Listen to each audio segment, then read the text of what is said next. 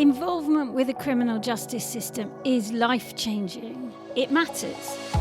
Having a justice system that works is a really important part of a democratic society.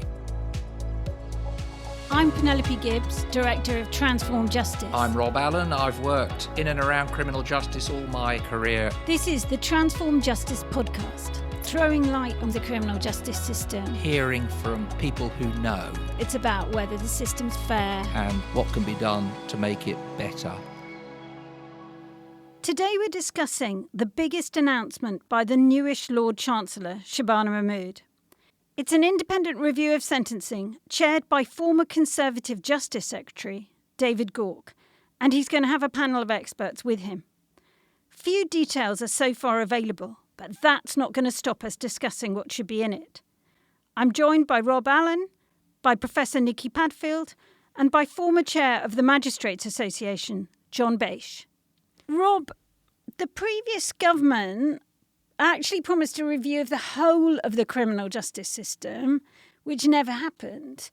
And now we've just got a sentencing review. Are you OK just with that? Well, you're right. The 2019 Conservative Manifesto promised a royal commission on the criminal justice process. It wasn't quite clear what its scope would have been because it didn't get off the ground at all, but presumably it would have included the use of diversion, out-of-court disposals, the use of remand.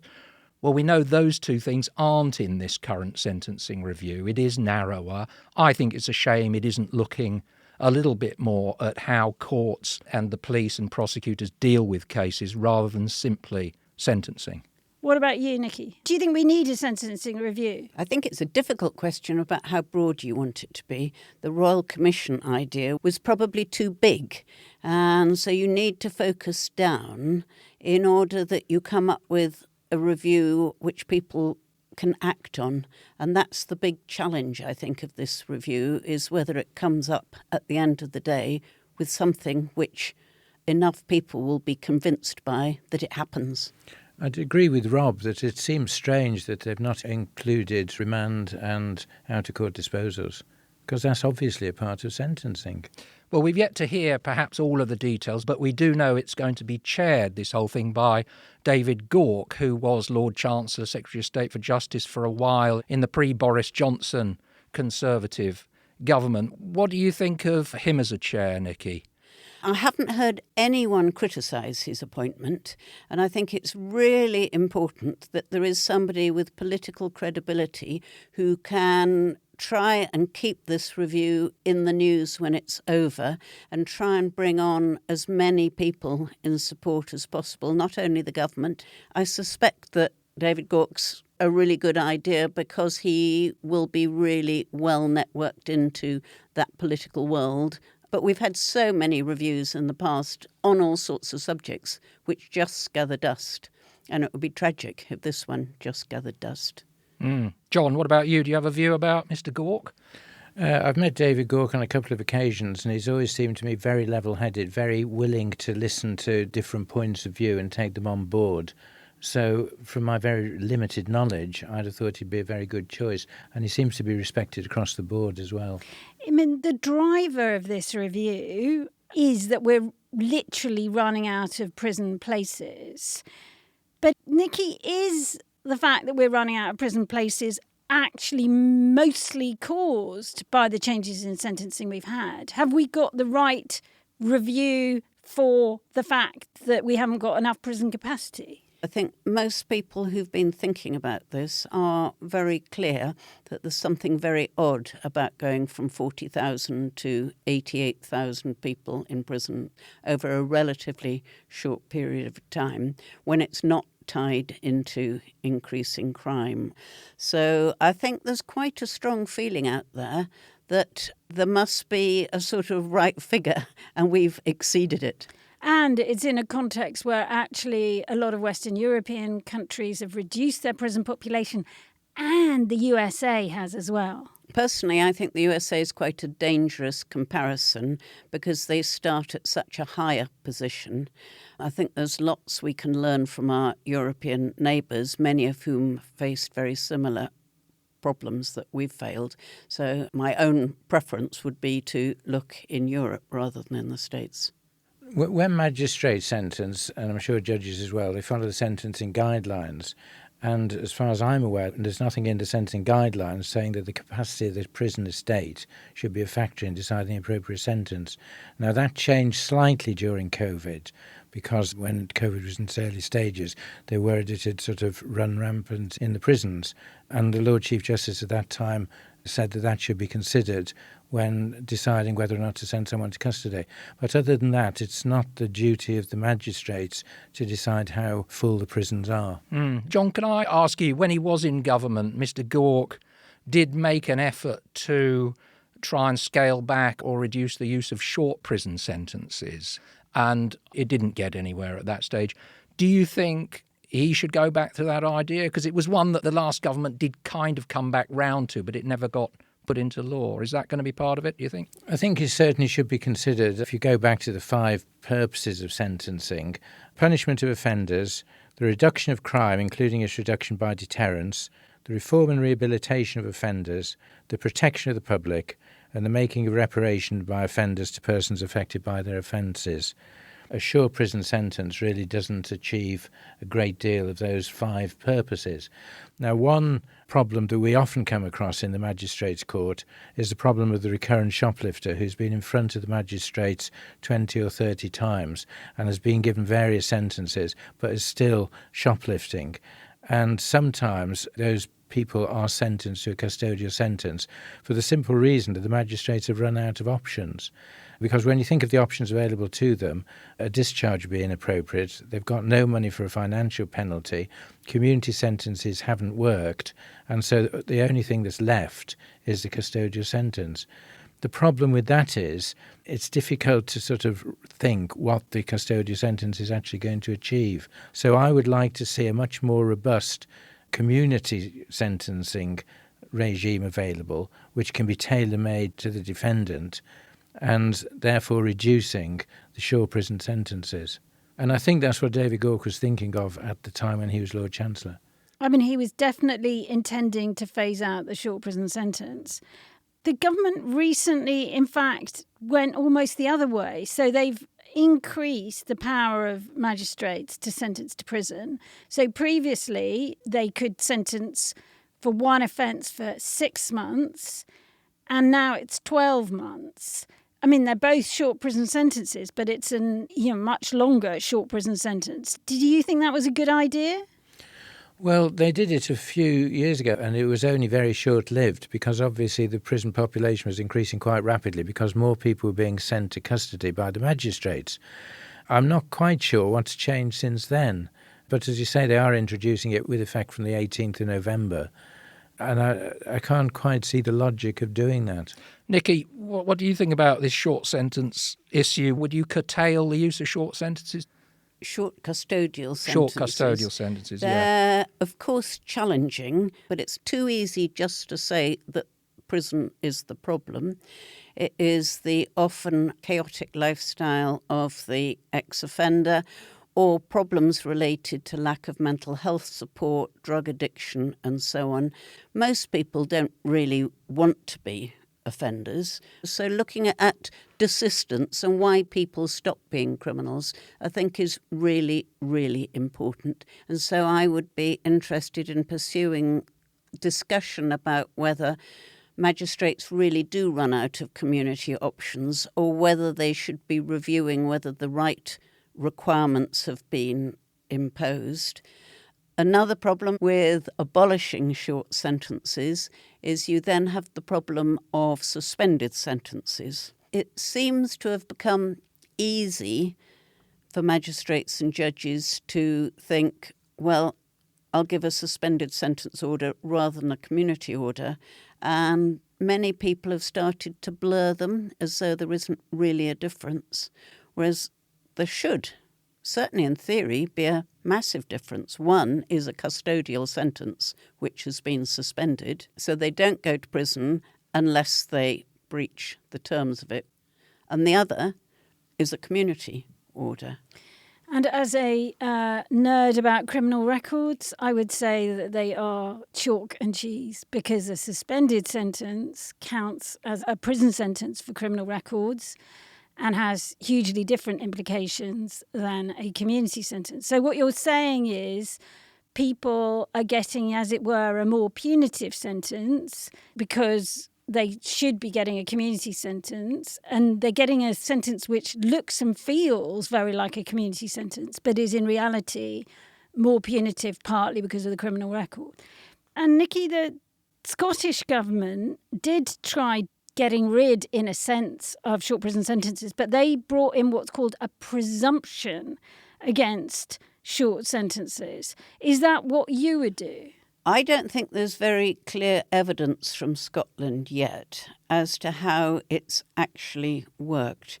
And you could say we've sort of got a presumption in different words at the moment, in that nobody should be sent to prison unless the offence is so serious that a community order can't be justified. So if they want to prevent the use of so many short custodial sentences, they should start somewhere else. Yes, and we're getting towards a really big subject of discussion, whether changing the law necessarily changes what happens in practice. I think it's been incredibly difficult being a judge or a magistrate in recent years with the decimation of probation services. If I'm not sure whether there's even going to be a probation officer in court, let alone somebody who will be really actively engaged with this person who has a lot of needs, you can see that it's not very tempting to impose a community order. So something I think that's got to change is the probation service has got to be financed in such a way that judges and magistrates really believe in it. John, where do you stand on this short sentence question in terms of magistrates' ability to pass them? Would you be comfortable with a presumption against short sentences? I mean, there are some people who would go even further and say, well, actually, magistrates shouldn't perhaps have the power to send people to prison at all. What's your view? My personal view, and it is purely my personal view, is that I think it would be perfectly reasonable for magistrates not to be able to send people to custody at all, with the single exception of the persistent offender who willfully refuses to engage with a community sentence. If you've got that in front of you, you've got to have the ability to send them to custody. Otherwise, they're just offending with impunity. But of course, it begs the question of what alternatives are available. And often a financial alternative is just unrealistic. And so you come back again to an effective community sentence.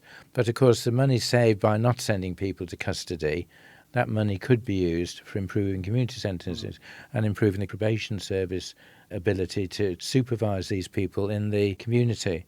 I think a well-crafted, bespoke community sentence can achieve all 5 purposes of sentencing, which a custodial sentence can't do.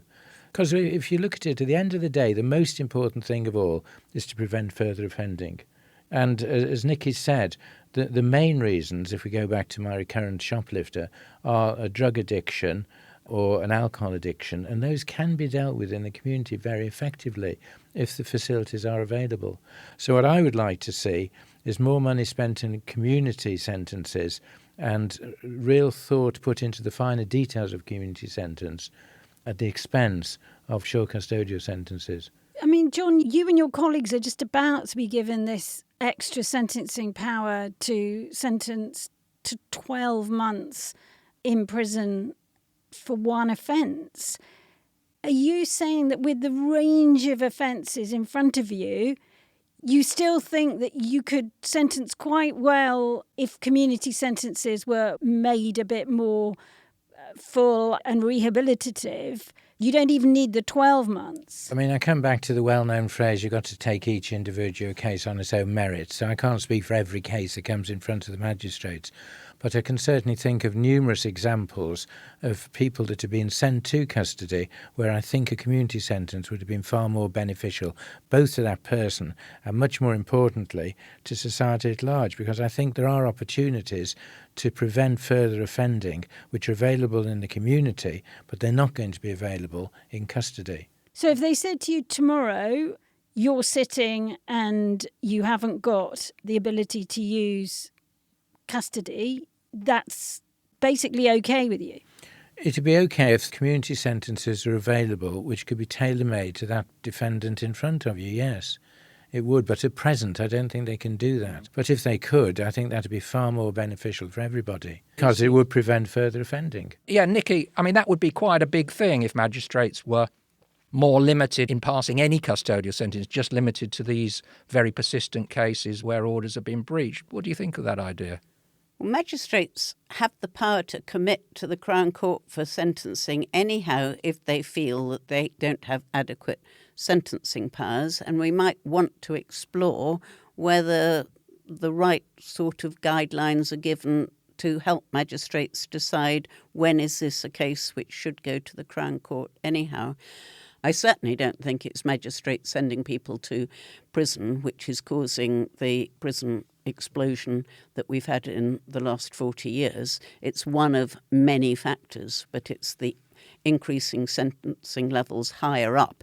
If you told magistrates they couldn't imprison tomorrow, it's not going to make a huge difference. I think the estimate was between 500 and 1,200 places in the prisons or something from this presumption, if they went down that road, which in a prison population of, 86,000 is a small amount. I'd agree with that. It is going to make a difference, but it's not going to be a huge difference, certainly. The other thing, a sentence should have a punitive element, and I think one sentence that is underused quite a lot is the curfew. Now, I understand that there are problems with curfews, but a curfew means that the defendant has to stay at a certain specific address for certain times of the day. So basically they can't go out at night? Usually, yes. I mean, that can be varied. If they work nights, perhaps they can go out at night, but the standard one is 7 p.m. to 7 a.m. That can be varied, but it's a sort of prison at home, and it is a punitive element.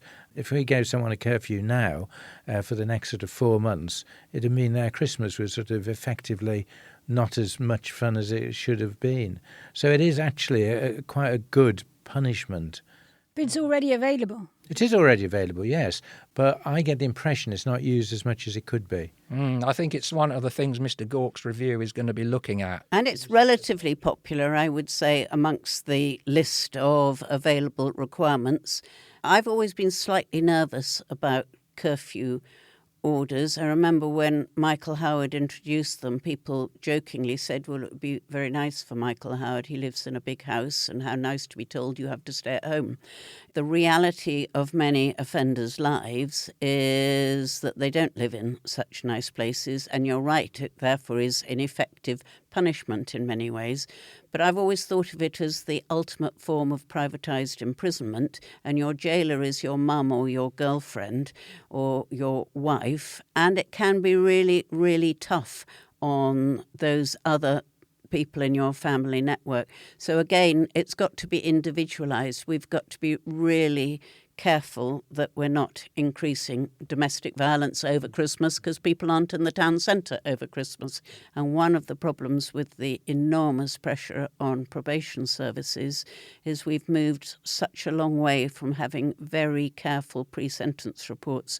Now, the vast majority of pre-sentence reports, if you have one, is a stand-down report just to verify the address. I mean, is it not better, though, that people have a tag or a curfew than they're imprisoned? Sure, absolutely. And I think we could have a really interesting discussion here about what we mean by punishment.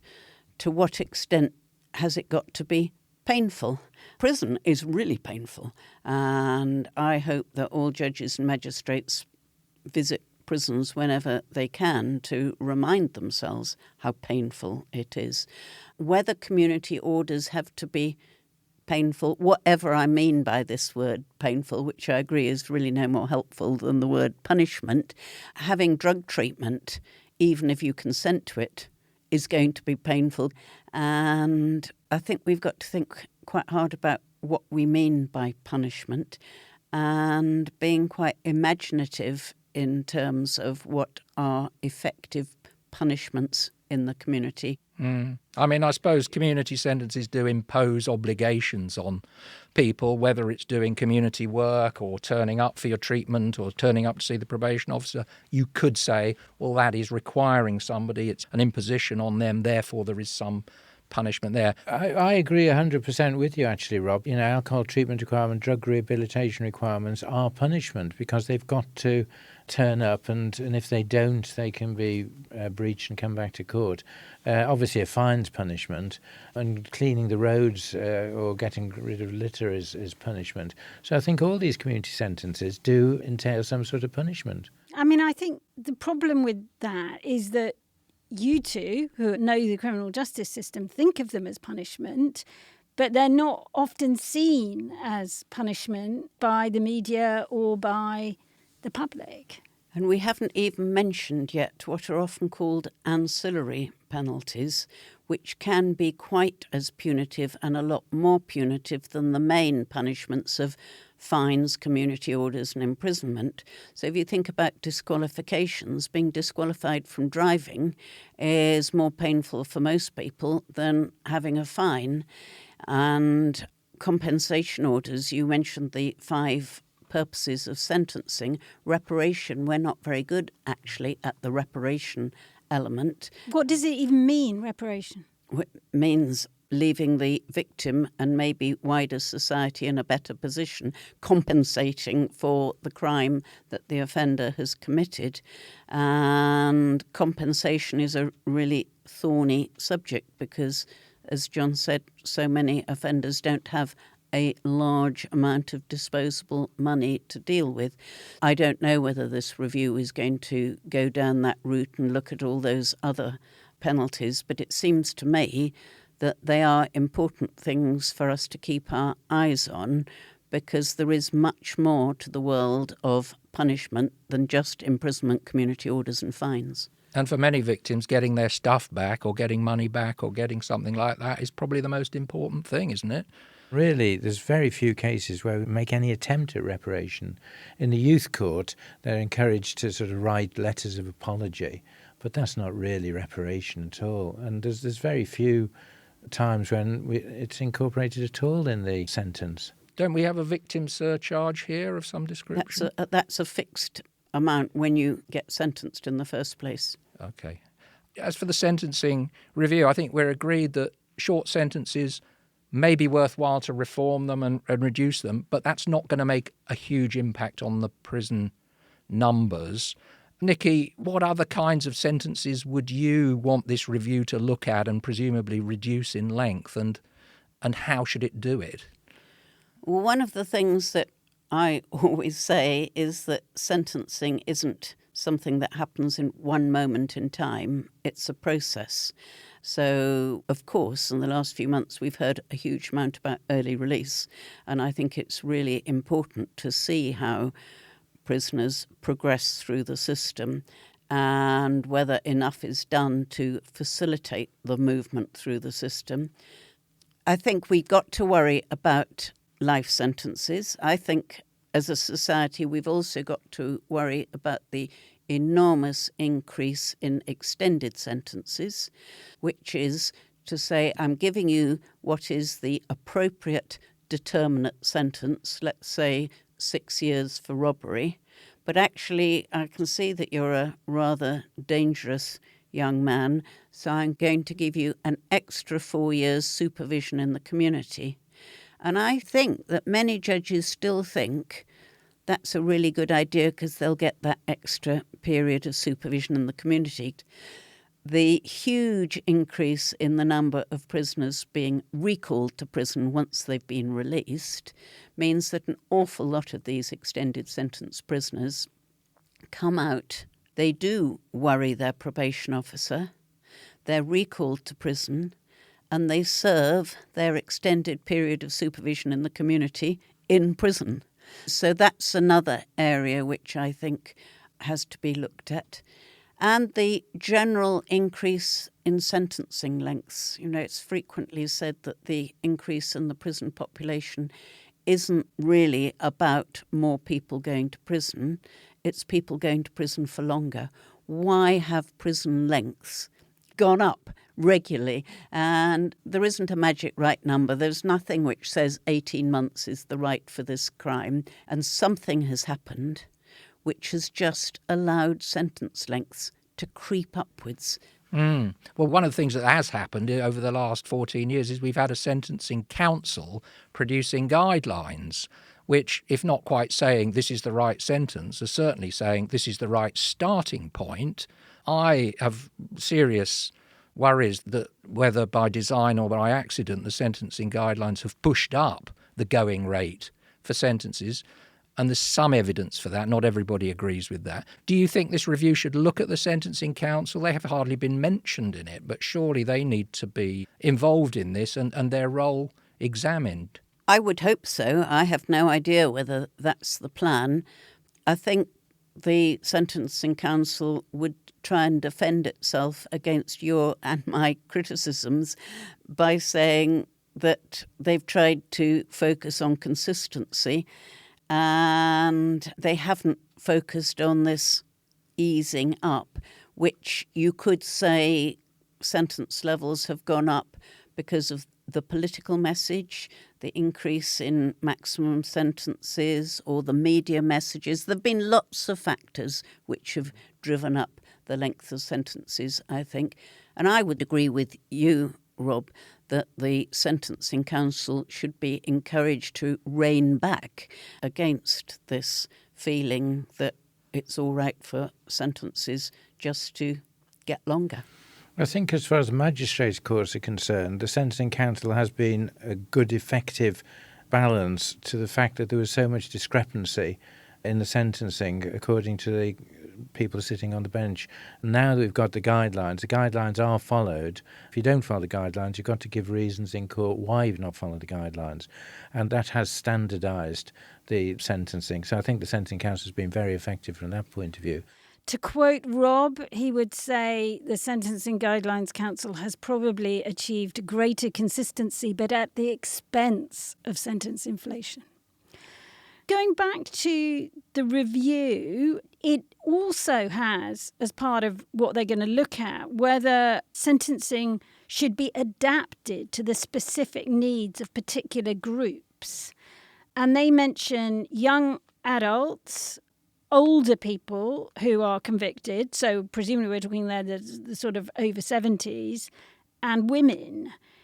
John, is this approach you think is a good idea, to look at the sentencing for those groups? I'm going to repeat what I said earlier, that you deal with the case in front of you, and each case is dealt with on its own merits. And I think when magistrates, and I'm sure judges as well, are sentencing, they take into account things like the age and the responsibilities of the defendant in front of them. So if, for instance, they're a mother with young children, they will take that into account. They won't necessarily decide whether to send someone to custody or not on that alone, but it will be a factor that they will consider. And similarly with age and the other groups you mentioned. So I think it's already there. So I would translate that as you saying you're not quite sure that they need to do that because it's already part of sentencing. I think that's right. I mean, the counter-argument is the offence is the offence. And if somebody has had their house burgled, it doesn't really matter to them, you know, the personal circumstances of the offender. The bottom line is the house has been burgled. Nicky, what do you think? I'm very nervous of having rigid categories, treating women differently because they're women seems to me deeply dodgy.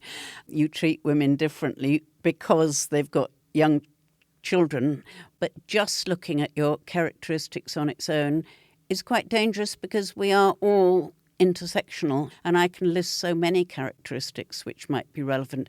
I definitely agree with John that you have to individualise the sentence. As soon as you have hard and fast rules, you're likely to have some very hard cases. I mean, isn't the case on women, though, that part of the reason is that in very many cases they have been themselves victims of abuse, neglect, coercion by men, and therefore very many of them, their offending is much more symptomatic of the pressures that they've been under. There's a terrible statistic that most of the women in prison have been victim of a more serious crime than the crime they're in prison for. And it is deeply shocking. But it will also be true of quite a lot of men in prison. And again, we've got to remember that there are vulnerable men in prison as well as very, very vulnerable women in prison. And I really urge everybody to read the reports of the Chief Inspector of Prisons in recent years about many of our prisons. They are shocking places in which to house vulnerable people, whether they're men or women. It's interesting. The review doesn't include the youth court, which I find slightly surprising. But in the youth court, a disproportionate number of people appearing in front of you have been looked after children. And I don't know whether that translates to the adult court, but it wouldn't surprise me at all if a large number of people dealt with in the adult criminal court were looked after children. So that is another group who've been disadvantaged from a very early stage, and that disadvantage may well continue into adulthood. So imagine this sentencing review has finished and they've recommended a radical reduction in sentencing, including for some violent offences, which most people feel need some reduction if we're going to reduce this prison population. Nicky, isn't the most difficult thing here not producing the recommendations, but actually selling them to the media and the public? Which is why I think most commentators are saying David Gauke's a very good person to lead it, because he is a politician who will understand that better than most people. It's really easy to write what's wrong with the system. It's much more difficult to write what should happen to the system, and it's even more difficult to implement that. So, yeah, the review is just, in a sense, a starting point. Thanks. We're going to have to bring this fascinating discussion to a close. The way we end these episodes by asking each of you, if you were Lord Chancellor, what one thing would you do to reform sentencing to make it more effective and fair? John? What I would like to do is to see a very significant reduction in the number of short sentences passed by the Magistrates Court, and the money which is saved going into the probation service in order to improve the options available for a tailor-made community sentence for the defendant in front of you. OK. Nicky? I think I would reform training, and I would encourage judges and magistrates to have to spend a little bit of time in prisons and in places where community orders are carried out, because I've certainly come across sentencers who, when I have said, when were you last in prison, they say, oh, I haven't been for years, I hate going to prison, makes my job much more difficult. To which I would say, well, that's exactly why I think you should have to go to prison and think about what you are achieving by your sentences.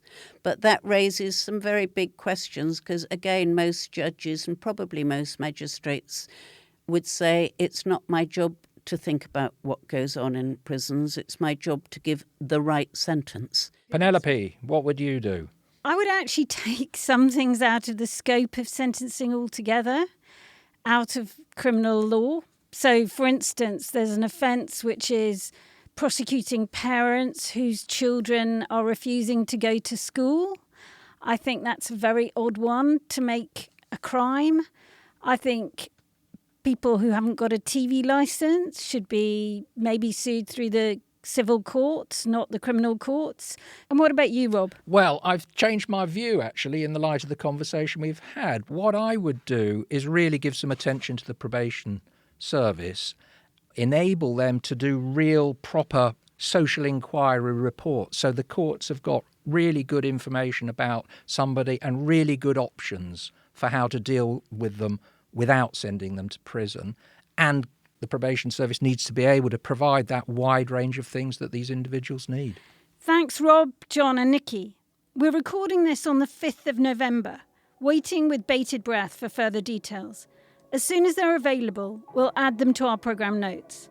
Meanwhile, if you want to get alerted to new podcasts from us, do subscribe. Bye. Bye. Thank you very much. Bye-bye. Thank you. Goodbye.